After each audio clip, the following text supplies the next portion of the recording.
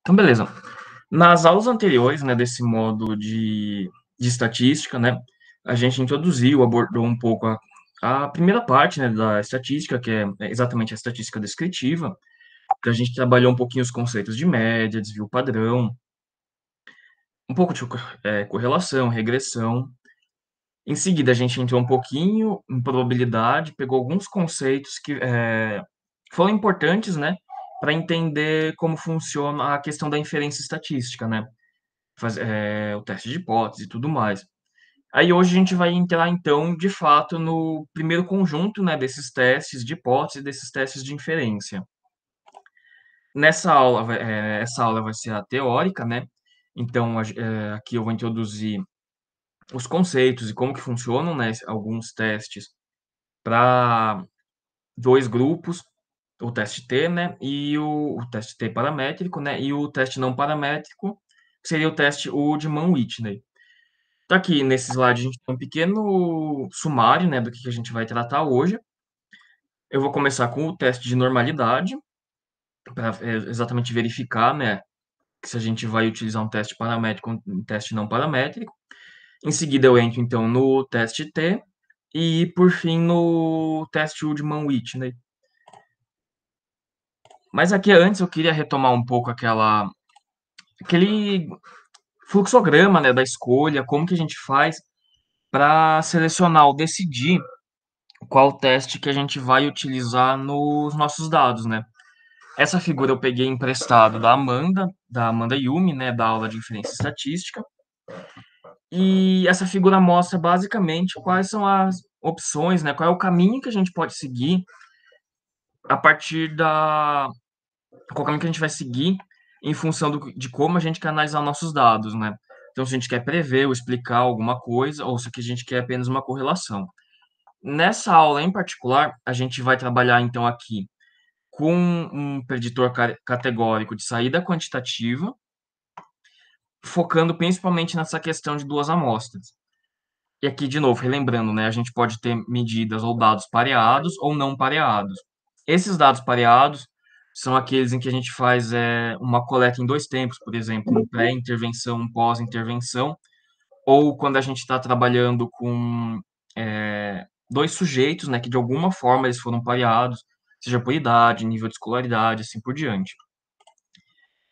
Nessa questão da amostra pareada, de novo, ele pode se subdividir em relação ao dado, né? Se eles seguem uma distribuição normal ou se eles não estão normalmente distribuídos. Se eles estiverem, a gente vai utilizar o teste T de Student para dados pareados, e se eles não seguirem a distribuição normal, o teste de Wilcoxon para dados pareados. Aí voltando aqui um pouco, de novo, no caso das amostras, se a gente estiver trabalhando com dados não pareados, aí de novo a gente verifica se os dados são normais ou não normais. De novo, se os dados forem normais e tiverem variâncias iguais, a gente usa o teste T de Student para amostras independentes.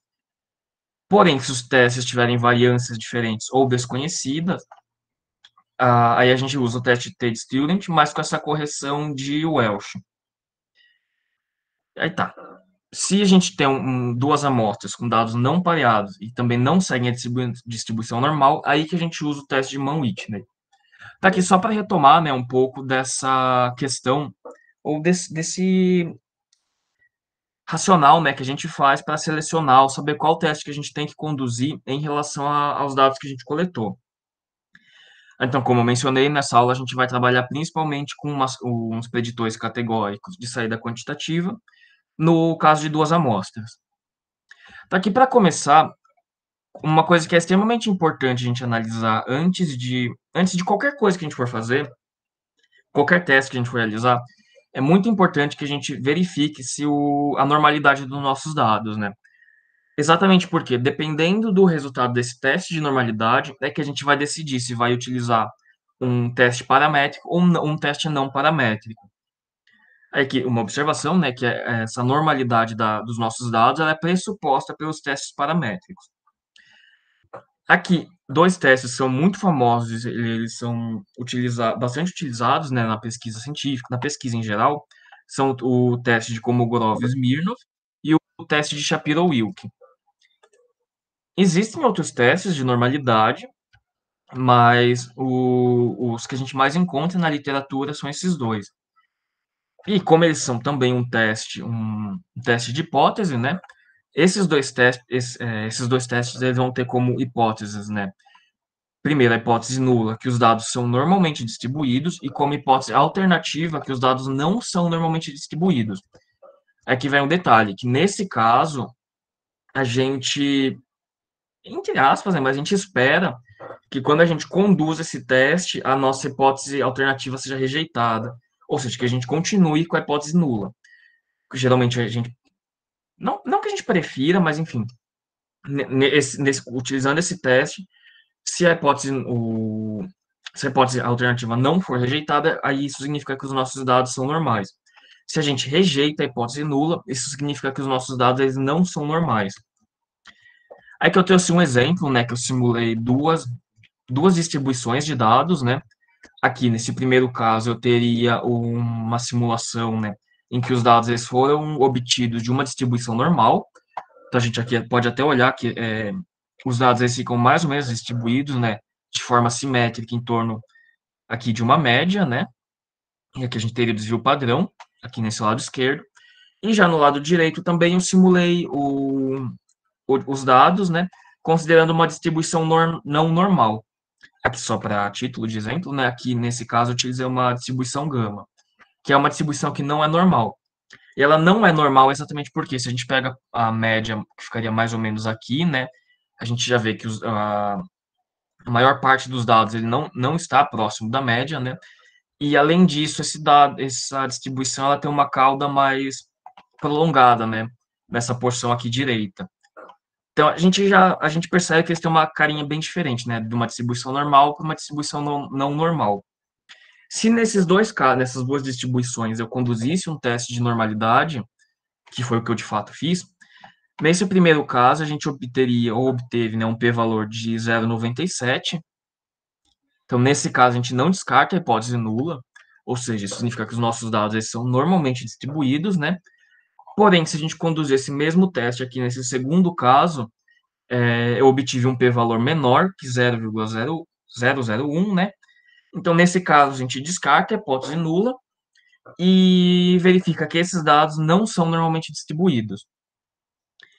Então, aqui é um exemplo, né, de mais ou menos, né, do resultado que a gente obtém conduzindo o teste de normalidade, o teste de Kolmogorov-Smirnov ou o teste de Shapiro-Wilk.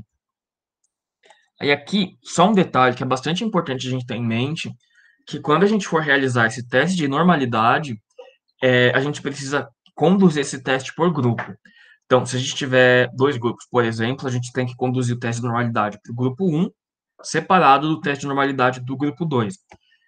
E a gente faz isso porque, primeiro, pode acontecer que os dados para cada um dos grupos eles estejam distribuídos de forma diferente, né? Que os dados do grupo 1 estejam distribuídos de forma diferente dos dados do grupo 2. Apesar disso ser incomum, né? Pode acontecer. Mas, além disso, se a gente conduzisse o teste considerando todos os dados, né, que a gente coletou, o que a gente obteria seria uma distribuição bicaudal, ou seja, a gente teria uma distribuição com um pico aqui e depois um segundo pico um pouco mais para frente em outro lugar, né? Então, se a gente conduzisse o teste nessa distribuição bicaudal, obviamente a gente obteria que os nossos dados não são normalmente distribuídos, mas não é porque, mas por conta de um erro, né, ao conduzir esses testes com esses grupos diferentes. Aqui, uma observação, né, que essa separação, né, do teste de normalidade por grupo, ela é padrão no JASP. Não é todo o pacote estatístico, o software estatístico que vai realizar o teste normal dessa forma. Então é importante sempre verificar, né, se quando você conduzir esse teste de normalidade, ele está sendo conduzido de forma separada entre os grupos. O R, por exemplo, eu acho que ele não faz esse teste de normalidade por grupo separado. Mas, enfim, esse foi um primeiro adendo, né, em relação ao teste de normalidade, porque é sempre importante a gente conduzir antes de qualquer teste que a gente for fazer. Então, é sempre importante a gente verificar esse pressuposto de normalidade. E agora a gente já vai entrar, então, no teste T, que é um teste de comparação que a gente comparação de média, que a gente pode aplicar para analisar os nossos dados.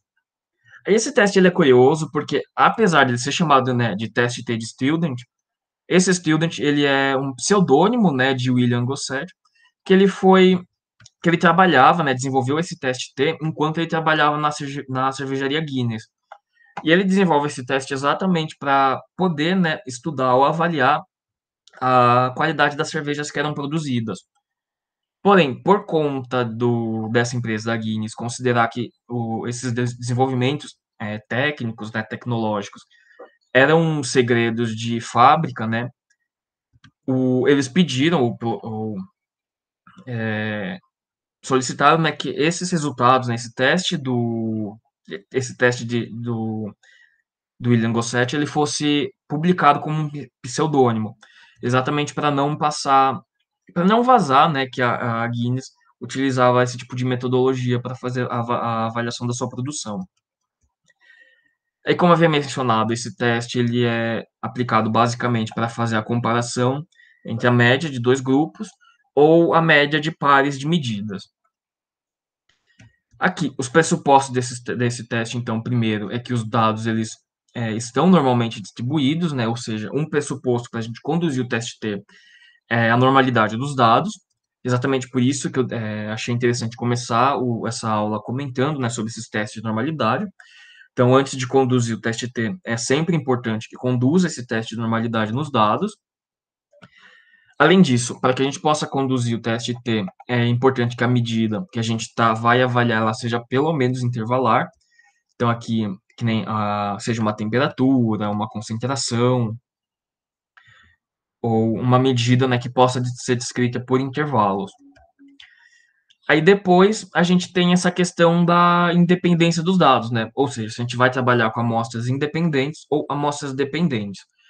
No caso das amostras independentes, seria aquele caso em que a gente tem dois grupos, né? E a medida que a gente fizer no primeiro grupo, ela não interfere na medida que a gente vai fazer no segundo. Então, exatamente por isso a gente fala que são amostras independentes, porque uma medida não interfere na outra. Por outro lado, se a gente estiver trabalhando com amostras dependentes, a gente tem aquele caso em que a gente está medindo ou dois momentos, né, no tempo, então, por exemplo, uma pré-intervenção e uma pós-intervenção, ou quando a gente está trabalhando com dados pareados. Então, nesse sentido, a medida do primeiro momento, por exemplo, ela poderia interferir na medida do segundo momento. Isso pré e pós-intervenção, né? É que eu trouxe só alguns exemplos, né, das amostras independentes ou dependentes. Então, no primeiro caso de amostras independentes, a gente poderia aplicar, né, o teste de amostras independentes. Se a gente quisesse avaliar o índice de ansiedade, por exemplo, entre grupos de estudantes e não estudantes. Isso porque o grupo de estudantes, ele não interfere ou não é o mesmo grupo, né? As pessoas que são estudantes não são as mesmas pessoas que não são estudantes. Ou se a gente quisesse avaliar a concentração, por exemplo, no cortisol em um grupo no sangue em um grupo clínico, então a gente teria, por exemplo, um grupo com depressão e um grupo controle. À medida que a gente faz nesses dois grupos, elas são independentes. Mas também, se a gente, por exemplo, quisesse avaliar o número de astrócitos, que é uma das células do sistema nervoso, né, entre um grupo controle e um modelo animal de esquizofrenia. Então, um grupo de ratos controles, né, e um grupo de ratos que modelam um transtorno psiquiátrico, por exemplo. Então, nesses três casos, a gente aplicaria o teste T de amostras independentes. Aqui, agora, falando no teste T de amostras dependentes, a gente teria, por exemplo, se a gente quisesse avaliar o índice de ansiedade, se eles se alteram após uma intervenção psicológica. Então, a gente tem um grupo, né, com pessoas com ansiedade, e a gente quer verificar se a medida do índice de ansiedade pré-intervenção psicológica é diferente da medida pós-intervenção. Então, nesse caso, a gente teria que aplicar o teste T de amostras dependentes. Mas também, se a gente quisesse, por exemplo, avaliar a frequência de batimentos cardíacos, se essa frequência se altera após a realização do exercício. Exatamente porque a gente vai pegar uma pessoa antes de realizar um exercício, medir a frequência, depois essa pessoa faz um exercício, a gente mede de novo. Se a gente quisesse comparar esses dois momentos, a gente teria que utilizar um teste T, né, de amostras dependentes.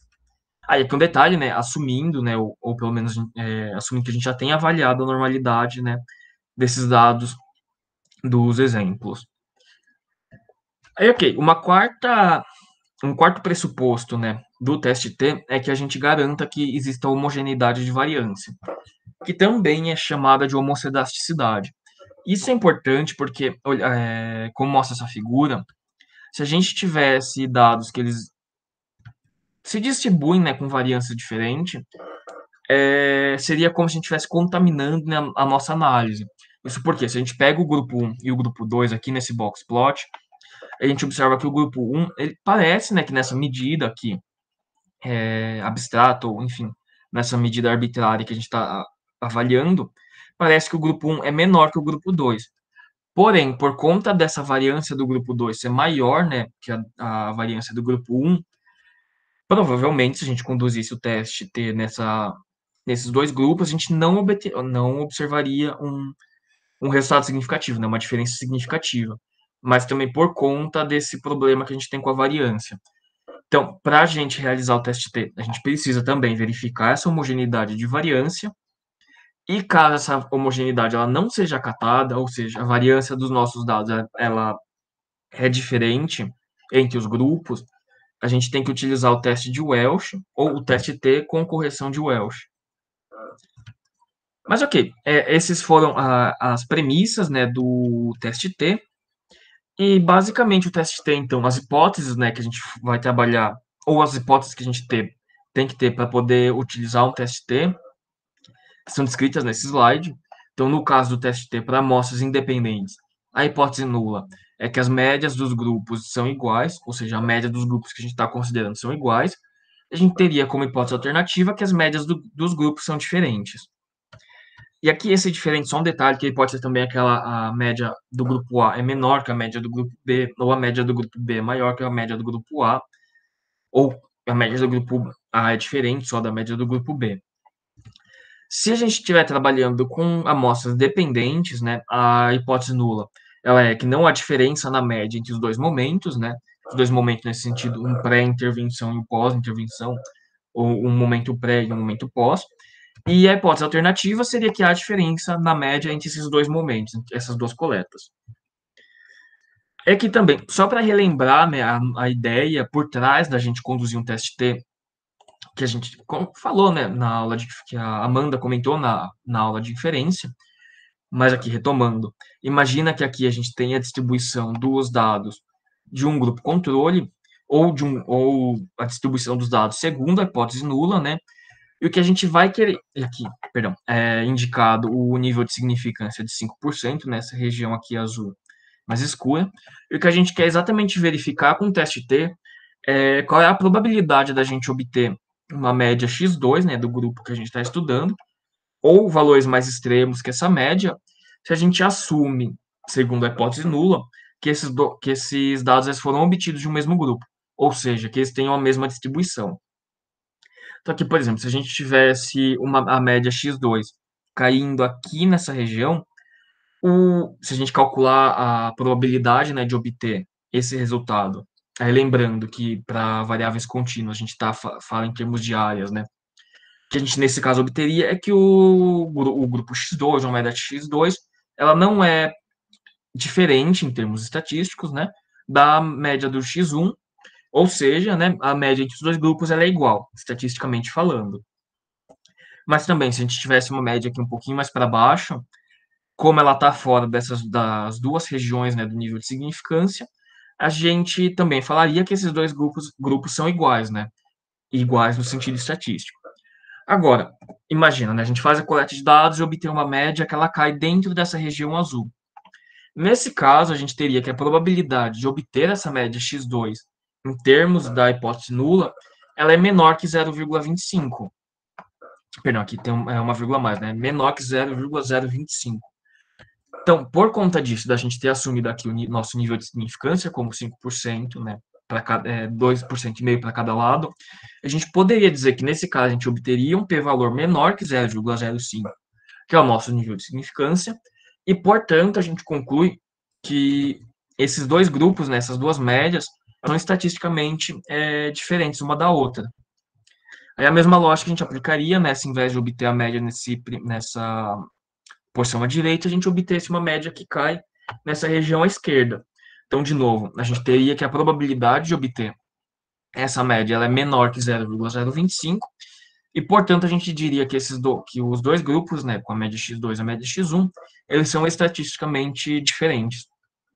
Então, sempre que a gente conduz um teste T, seja de amostra dependente ou independente, em essência, o que a gente está fazendo é basicamente esse processo, esse racional de pegar as duas médias e verificar, né, se o resultado que qual é a probabilidade da gente ter obtido, né, o resultado que a gente coletou, considerando a hipótese nula. Mas ok. Aí, de novo, né, só retomando, né, que a hipótese do teste T é que as médias do grupo são iguais, e a hipótese alternativa é que as médias do grupo são diferentes. Que é exatamente isso que eu mostrei nos slides anteriores. E aqui, já entrando no teste T de amostras independentes, de novo, o que a gente vai fazer basicamente é querer comparar a média entre dois grupos distintos e independentes, ou seja, são dois grupos que não interagem, assim, os sujeitos, né, participou só de um grupo ou só do outro, e a gente vai querer comparar, né, as médias de uma variável entre os dois grupos, então nível de cortisol, nível de batimento cardíaco, alguma escala, medida de ansiedade, por exemplo. Aí também aqui, eu trouxe as fórmulas do teste T.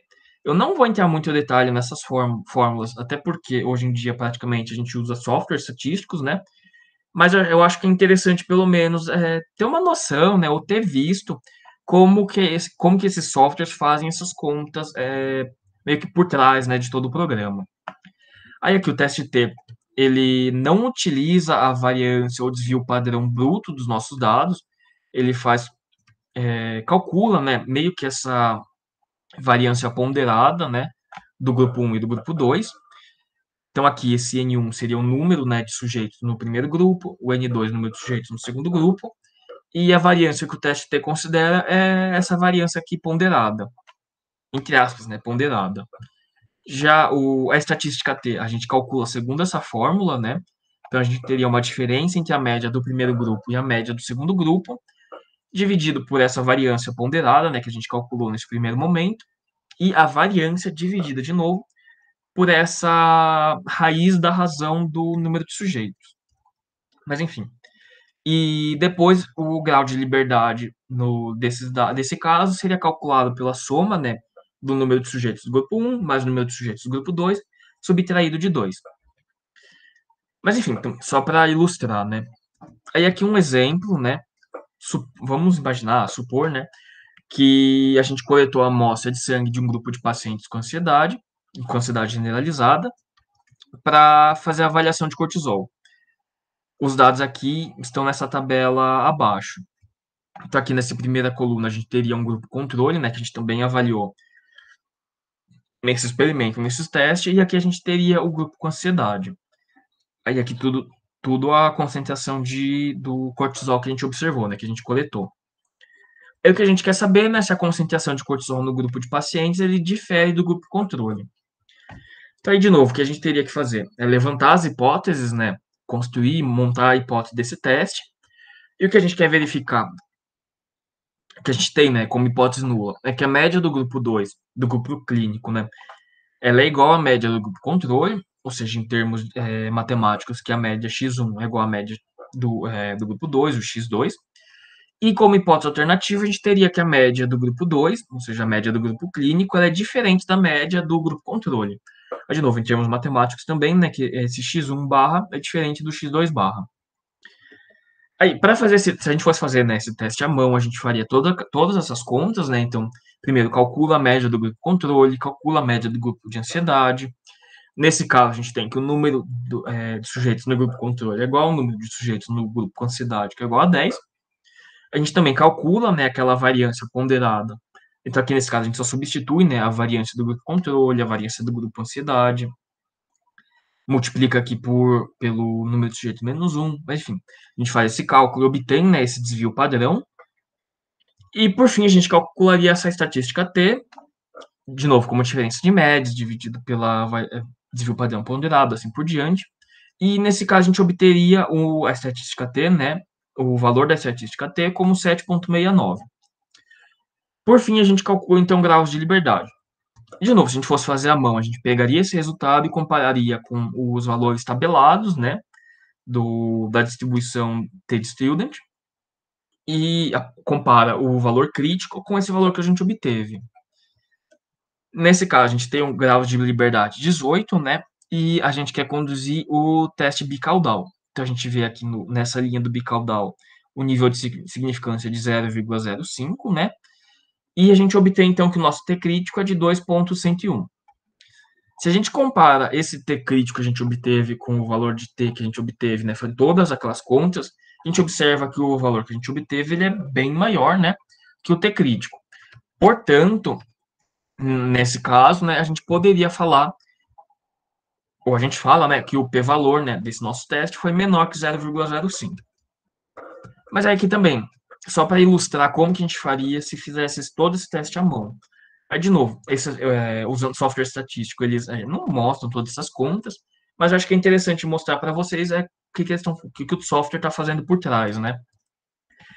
Mas, enfim, nesse caso, como a gente obteve um p-valor menor que 0,05, a gente descarta a hipótese nula e fica, então, com a hipótese alternativa, ou seja, que a média do grupo X2 do grupo clínico ela é diferente da média do grupo X1 do grupo controle. Aí também, um detalhe, né, quando a gente vai reportar esses dados, ou quando vai escrever em algum relatório, enfim, num artigo, a gente reporta, né, dessa forma. O grupo com ansiedade generalizada apresentou maior concentração de cortisol no sangue quando comparado ao grupo controle. Aí a gente reporta a estatística, né, o T igual a 7,69, grau de liberdade, assim por diante. Mas enfim, aí esse foi o teste T de amostras independentes, né, ou seja, quando a gente tem aqueles dois grupos diferentes. Se a gente for trabalhar agora com o teste T de amostras dependentes, o que a gente teria, né? Que a gente estaria interessado, né, em comparar a média entre dois momentos diferentes, né? Então, em um momento um pré-intervenção ou pré algum pré-evento, e um segundo momento que seria o pós-intervenção ou pós algum evento, né? E o que a gente vai estar avaliando também no caso de amostra dependente seria a diferença entre esses dois momentos. Então, aqui nessa tabelinha, né, o que a gente faz nas contas, quando a gente está utilizando um teste T de amostras dependentes, para cada sujeito, a gente vai fazer essa conta do momento 2 menos o momento 1. Isso a gente vai fazer para cada sujeito. E é nesses dados transformados, né, nesses dados dessa diferença, que a gente vai conduzir o nosso teste T. Aí que lembrando, né, que no caso de amostras dependentes, a gente tem um mesmo grupo, né? Medido no momento 1 e momento 2. De novo, eu achei interessante trazer a forma para vocês terem uma noção, né, de como que elas são, ou como que funcionam as contas, né, do teste T. No caso de amostras dependentes, a gente tem, então, que a estatística T ela vai ser dada, então, pela média daquelas diferenças, né, ou seja, a gente vai calcular a média daqui, desses dados, menos a média do segundo a hipótese nula, né, dividido pelo desvio padrão desses dados da diferença, e o desvio padrão dividido pela raiz do número de sujeitos, né? Ou número de parzinhos. E aqui uma coisa que eu achei bem interessante se a gente considerar a média da diferença entre as medidas segundo a hipótese nula, o que a gente teria seria o seguinte, né? Se a gente denotar a média do momento 1 como esse Mi1 e a média do momento 2 como esse Mi2, a média, essa diferença, né, das médias, seria esse Mi-D igual a Mi2 menos Mi1. Ok. Só que a gente está considerando isso dentro da hipótese nula, né? Ou seja, na hipótese nula, a gente fala que não existe diferença na média entre esses dois momentos. Ou seja, Mi1 é igual a Mi2 é igual a Mi1. Então, se a gente utilizar isso daqui, o que a gente vai obter no fim das contas é que esse Mi-D ele é igual a Mi2 menos Mi1, portanto é igual a zero. Exatamente porque uma média vai ser igual à outra. Eu achei interessante trazer, né, essa pequena discussão, porque se vocês consultarem alguns artigos, alguns livros, a estatística do teste T, que vocês vão observar, vai ser dada por essa fórmula daqui, que é exatamente o que a gente obtém se a gente simplifica essa daqui, observando, né, que essa média, segundo a hipótese nula, ela é igual a zero. Mas, enfim, eu achei interessante, né, trazer essa discussão para vocês. E no caso do teste T de amostras dependentes, a gente tem que o grau de liberdade ele é igual ao número de parzinhos menos um. É também aqui um exemplo, né? Vamos supor que foi avaliado a frequência cardíaca em batimentos por minutos de 10 alunos da UFABC, antes e depois da realização de um treino de alta intensidade. Então, o que a gente tem nessa tabela são exatamente a medida desse primeiro momento antes do exercício de alta intensidade, esse T2, essa medida depois do treino de alta intensidade.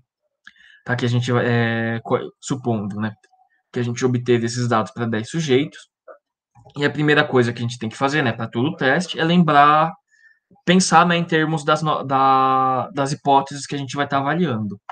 Então, nesse teste, nesse caso, nesse exemplo, né, a gente tem que a hipótese nula, afirma, né, que não há diferença na média entre os dois momentos, né, para a frequência de batimento cardíaco, e a hipótese alternativa é que existe uma diferença na média entre esses dois momentos, né, do pré-treino e do pós-treino. Então, em seguida, o que a gente vai fazer é calcular a diferença, né, que eu mostrei entre o segundo momento menos o primeiro momento. E aqui a gente calcula, então, a média, né, dessas diferenças, também o desvio padrão dessas diferenças, calcula a nossa estatística T, que nesse exemplo deu 25,08, e o grau de liberdade a gente calcularia também, que seria igual a 9. De novo, se a gente fosse fazer tudo isso à mão, né, a gente pegaria esses dados, compararia, pegaria os valores tabelados, né, da estatística T. Nesse caso, a gente tem um grau de liberdade igual a 9, e a gente está interessado, de novo, no teste bicaudal, com um nível de significância de 5%. Com isso, a gente obtém o T crítico de 2,262. A gente observa, né, que a estatística T que a gente obteve com aquelas contas é bem maior que o T crítico. Então, o que a gente pode afirmar, né, é que o p-valor desse nosso exemplo, desse nosso teste, é menor que 0,05. Então, de novo, a gente descarta a hipótese nula, né, por conta da gente ter obtido um p-valor menor que 0,05, e fica então com a hipótese alternativa, que afirma, né, que há a diferença na média entre os dois momentos para a frequência de batimentos cardíacos. De novo, se a gente fosse reportar, né, a gente falaria que houve um aumento na frequência cardíaca após o treino de alta intensidade, e aqui a gente colocaria, né, o valor do T, o grau de liberdade, assim por diante. Aí isso fecha, então, o teste T de amostras, o teste T, né, tanto para amostras independentes quanto dependentes. Queria perguntar se alguém tem alguma dúvida, né? Queria fazer alguma pergunta antes de eu entrar aqui no teste não paramétrico. Se ficou alguma coisa confusa, também pode me interromper, viu? Mas enfim, vamos supor, né, que a gente faz o teste, conduz um teste de normalidade e a gente verifica que os dados eles não seguem a distribuição normal. Então, como a gente descartou a normalidade dos nossos dados, então agora a gente teria que utilizar um teste não paramétrico, ou seja, aqueles testes que não pressupõem a normalidade. E aqui é interessante porque o teste não paramétrico, ele tem um número muito menor de premissas, né? Então, a primeira, essa questão da normalidade dos dados, o teste não paramétrico, ele não exige isso. Mas uma segunda questão é que o teste não paramétrico, ele também não exige homogeneidade de variância. Então, se nos nossos dados a gente também tivesse essa violação da homogeneidade, da variância, né, a gente poderia conduzir um teste não paramétrico. E exatamente, por que, né, que a gente pode conduzir esses testes?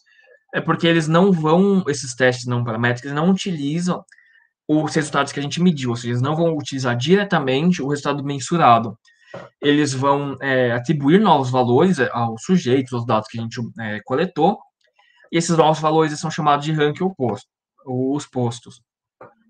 Eu vou explicar direitinho o que é isso, mas só para ter uma noção, né, de que no teste não paramétrico, o dado que vai ser testado ou avaliado não é diretamente esse dado que a gente coletou. E aqui só uma observação é que nos testes não paramétricos, essa interpretação em torno da média ou variância, elas perdem o sentido. Exatamente porque a gente está trabalhando com novos valores que a gente atribui aos sujeitos aos sujeitos do nosso teste, do nosso experimento. E aqui também um adendo, né, uma observação, é que mesmo que os nossos dados eles sejam normalmente distribuídos, eles mostrem homogeneidade de variância, ainda assim a gente poderia conduzir um teste não paramétrico. mesmo se os nossos dados forem normais, mesmo que a gente garanta homogeneidade e variância. Exatamente porque, como esses testes não paramétricos têm um menor número de pressupostos, a gente pode conduzir mesmo nesses dados normais, enfim. Geralmente não é o que é feito, né? Se a gente tem um dado normal, a gente usa um teste T, mas é só uma observação de que a gente poderia utilizar esses testes se a gente quisesse. Mas enfim, o teste de Mann-Whitney, ele tem então como ele vai comparar, né? Os dois grupos eles, vão diferir em si em uma determinada medida. Então, nesse teste, a gente teria como hipótese nula que não há diferença entre esses dois grupos que a gente está analisando, e como hipótese alternativa que há diferença nesses dois grupos. E aqui, de novo, um cuidado, que como a gente não está trabalhando com o dado bruto, o dado que a gente coletou, a gente está trabalhando com um dado transformado, digamos assim. Então, aqui a gente não fala em diferença de média, diferença de variância, nada disso. A gente só aqui fala entre diferenças entre os dois grupos. Aí tá, para conduzir o teste, o de Mann-Whitney, ele é interessante porque ele é relativamente simples, né? Ele tem mais um processo sequencial, né? Um algoritmo para ser conduzido. E para a gente conduzir o teste, então, a gente tem que seguir esses passos. Primeiro, a gente ordena os dados do menor para o maior. A gente vai calcular os postos desses dados. Que eu vou mostrar um exemplo, o que é esse posto, né? Mas para fazer essa conta, a gente calcula da seguinte forma, né? Se o posto vai ser igual à posição na... Calma. O posto que a gente vai atribuir esse dado, ele vai ser igual à posição na ordem, né? Ou seja, do dado ordenado. Caso não haja valores repetidos, ou seja, caso não haja valores iguais. E o posto que a gente vai atribuir, ele será igual à média das posições se a gente tiver dados repetidos. Isso daqui vai ficar um pouquinho mais claro no exemplo. Depois a gente vai calcular a soma desses postos, né, para cada um dos grupos, então o posto do grupo 1 e o posto do grupo 2. A gente calcularia a estatística U, que ela é dada por essa fórmula daqui. E depois a gente vai, de novo, comparar esse resultado com tabelas padronizadas. Para calcular essa estatística U, então, a gente considera o número de sujeitos do primeiro grupo, o número de sujeitos do segundo grupo, faz essa continha aqui, né? A depender, a gente quer avaliar o grupo 1 ou o grupo 2, e subtrai, então, essa soma dos postos que a gente calculou nessa etapa daqui. Aí, de novo, também não quero que vocês decorem ou fiquem muito em cima, né, de como que realiza esse teste na mão, mas acho interessante para vocês terem uma noção de como que um software estatístico faria nesse teste. Mas aqui um exemplo, né? Vamos supor que foi realizada uma coleta de uma escala psicológica entre dois grupos, né? Dentro de uma universidade. E essa escala, os dados, né, são dados por essa tabela. E a gente sabe que esses dados, eles não são normalmente distribuídos. Imagina que a gente conduziu o teste e observou isso. E o que a gente quer saber é se esses grupos vão diferir nessa medida da escala psicológica. Então, nesse exemplo, né, nesse caso, a gente tem que a hipótese nula é que não há diferença entre os grupos, e a hipótese alternativa é que há diferença entre esses dois grupos. Mandaram uma pergunta aqui no chat, né? Ah, não, é mesmo para... É diferente, né? Teste não paramétrico é teste que não segue distribuição normal, ou seja, que não tem como pressuposto a distribuição normal. E o teste pareado, o teste paramétrico são aqueles que seguem a distribuição normal. Agora, em ambos os casos, como teste paramétrico e teste não paramétrico, a gente pode ter também amostras pareadas e amostras não pareadas. Então, são duas coisas diferentes, né? Que não conversam entre si, né? A gente teria todas as combinações. Então, ok, né? Nesse exemplo, a gente tem aqui a tabela dos dados que a gente coletou. Então, a gente tem um sujeito de um... Imagina, né? Que a gente coletou esses dados de 12 sujeitos, que estão distribuídos entre um grupo B e um grupo A. E aqui a gente tem a medida em score dessa escala psicológica. Então, aqui vamos seguir passo a passo, se a gente quisesse conduzir esse teste de Mann-Whitney à mão, né, manualmente. Então, primeiro, a gente precisa ordenar os dados indo do menor para o maior. Então, a gente faz isso, né, ordena aqui o dado que a gente está avaliando, né, o score, do menor valor para o maior valor. E aqui não tem problema, não importa, né, que o sujeito fique tudo embaralhado, que o grupo também ele possa ficar embaralhado. que interessa para a gente só é que a gente ordene esses scores, indo do menor para o maior. Aí agora que a gente vai fazer o cálculo desse posto. Como eu falei, esse posto ele vai ser igual à posição, né, do dado que a gente mediu. Se não tiver dados iguais, e se tiver dados iguais, a gente vai calcular a média. Então, aqui, no primeiro sujeito, a gente tem que o score dele é igual a 1, a posição é igual a 1, não tem dado repetido, né, em sequência, então o posto dele vai ser igual a 1. Mesma coisa, no score do segundo sujeito, a gente tem que a posição dele é a segunda, né, então o posto dele vai ser igual a 2. Se a gente for aqui para a posição 5 e 6, a gente observa que esses dois sujeitos têm a mesma medida. Então, nesse caso, a gente vai pegar o valor intermediário, né, a média, que seria 5,5. Então, o posto desse sujeito e desse sujeito, dessa medida e dessa medida, vai ser 5,5. Mesma coisa, se a gente considerar aqui a posição 8 e 9, a gente observa que tem dados iguais. Então, para fazer o cálculo desse posto, a gente pega a média. Então, fazendo isso, a gente obtém que a média é 8,5. Então, ok, a gente fez esse cálculo do posto, né, considerando a posição nessa ordenação, né? E o segundo passo é exatamente calcular a soma dos postos para cada grupo, né? Então a gente pega o grupo A e soma todos esses postos, então daqui do 1, o 1 mais 2, mais 3, mais 4, mais 5,5, mais 8,5. Se a gente fizer essa continha, a gente obtém que o posto do grupo A é igual a 24. E se a gente fizer essa mesma conta agora para o grupo B, a gente vai obter que a soma dos postos do grupo B é igual a 54. Então, ok. Segundo passo, a gente calcula aquela estatística U, e aqui é só substituir, né, o número de sujeitos e a soma dos postos da etapa anterior. A gente obteve que para o grupo A a gente teve essa estatística de 33 e para o grupo B a gente teve essa estatística de 3. Aí, por fim, se a gente quiser verificar se existe diferença entre esses grupos, né, a gente compara com a tabela padronizada. Aqui eu trouxe a tabela para o nível de significância de 5% também. E o que a gente vai fazer nesse caso é olhar aqui para essa primeira coluna. Ela indica o número de sujeitos do primeiro grupo, e aqui as linhas, né? E as colunas indicam o número de sujeitos do segundo grupo. Então, nesse caso, como a gente tem 6 sujeitos em cada grupo, a gente tem que a nossa estatística o crítico nosso é igual a 5.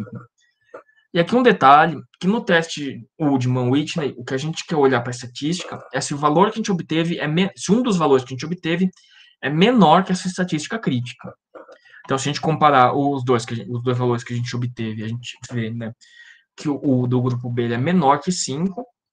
Então, nesse caso, como a gente considera o ponto crítico, né, se ele é menor, se o ponto que a gente obteve é menor que o ponto crítico, então a gente pode falar que esses dois grupos eles diferem de forma significativa. Então, aqui de novo, né, como a gente descartou a nossa hipótese nula, a gente fala que existe diferença entre esses grupos, né, entre os dois grupos da medida, e a gente conclui que o grupo B ele apresenta o maior score quando comparado ao grupo A. Então, foi isso, pessoal. Se alguém tiver alguma dúvida, também pode falar. A biografia que eu utilizei foram esses dois livros. Esse primeiro, do Enfield, ele é muito bom.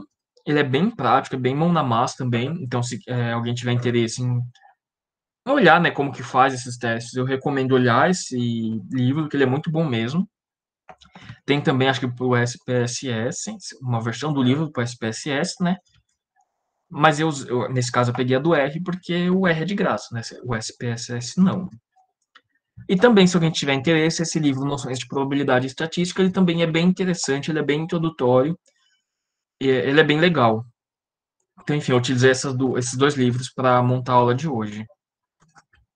Alguém tem alguma dúvida? Queria fazer alguma pergunta? Interromper aqui a gravação, então.